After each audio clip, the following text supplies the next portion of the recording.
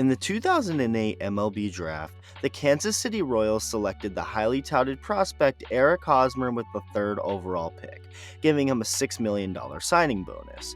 The future was bright for Hosmer and the Royals, and it certainly paid off. Hosmer didn't end up necessarily fully living up to his expectations on the field, but he was still a solid player.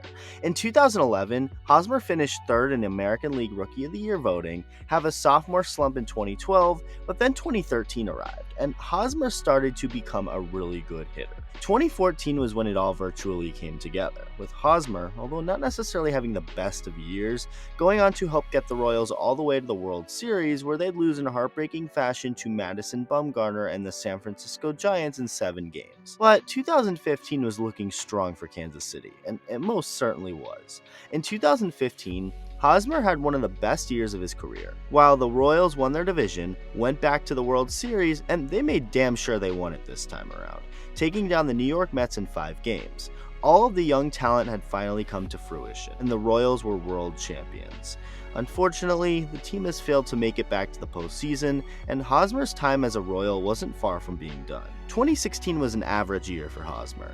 He actually became an All-Star for the first and only time in his career up until this point, even winning the All-Star Game MVP, having a good first half but a not-so-good second half, and then 2017 arrived. 2017 was Hosmer's last year before becoming a free agent, meaning if he wanted to get the most money possible, he was going to have to rake, and rake he did. 2017 was Hosmer's best season of his career, and it's not even close. He played every single game, all 162, and put up fantastic numbers. Fortunately for Hosmer, like I said, he was now a free agent, meaning he was likely going to get the bag coming off of a great year.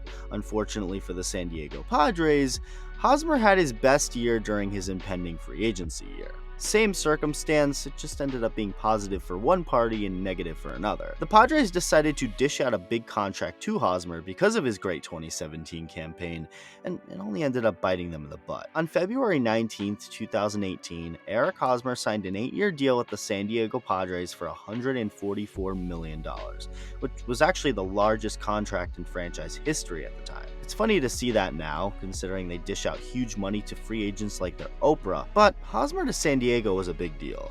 He just had a great year, was entering his age 28 season, and was in the thick of his prime. But life ain't that perfect. If there's one thing Eric Hosmer is, he's reliable to be on the field. In his first 12 big league seasons, he's only played less than 150 games in 4 of them. He's pretty much always on the field healthy, able to play. He was that with the Royals, and he continued that with the Padres. That's about the best thing out of Hosmer the team got. Throughout Eric Hosmer's years in San Diego, he just wasn't very good. His best season was actually a really good one, but it came during 2020 when only 60 games were played.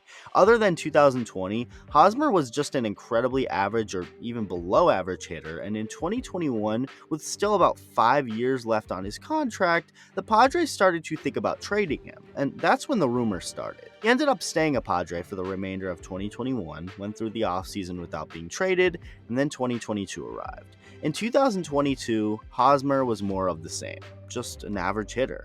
Meanwhile, over in Washington, D.C., superstar Juan Soto, after not coming to an agreement with the Nationals on a contract extension, was revealed to be on the trade block, and the Padres jumped in at the opportunity, trading a whole package of prospects to the Nats for Soto, also throwing in Hosmer as part of the deal.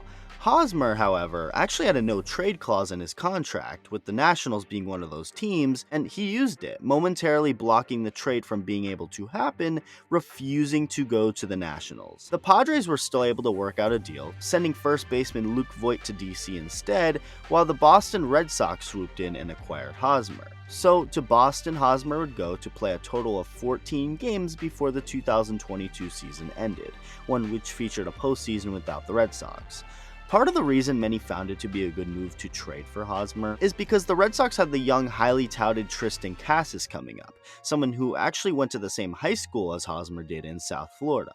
Hosmer, who's now a 33-year-old veteran, could definitely be a mentor to Casas and help him break into the major leagues. Well, skip ahead to December 16th, and the Red Sox have already had enough of Eric Hosmer, designating him for assignment with no plans of having him on their 2023 roster, and I don't blame them. He's an aging and declining player. It's that simple. And to be honest with you, he was never worth the contract he got in the first place, not even at the time he signed it. Many speculated that the Eric Hosmer contract with the Padres was an overpay even in February of 2018. So add on the fact that he ended up doing really poorly for the most part ever since, and that only adds on to how screwed up that contract is for the Padres. As for Hosmer, he's chillin', doing totally fine. He got his money and is set for the rest of his career and life. Good for him. As for the Padres, they're stuck with paying him about $13 million a year for the next 3 years. That's actually not that awful, but that's still $13 whole million that could be going towards players who actually help out the team that now has to go toward a player who's not even on the team. That hasn't stopped the Padres from spending, going all out this offseason and giving Xander Bogaerts $280 million. So what now? Well, wherever Hosmer ends up doesn't really matter, because either way, the Padres have to pay the vast majority of what's left on his contract. A contract that was looked at as an overpay at the time, and is most certainly looked at and known as one now. AJ Preller and the Padres certainly whiffed on this one. Doesn't mean they suck at their jobs, but the Hosmer contract is definitely not one the Padres or their fans will ever look at too fondly. Let me know what you think, thank you for watching, and I'll see you in the next video.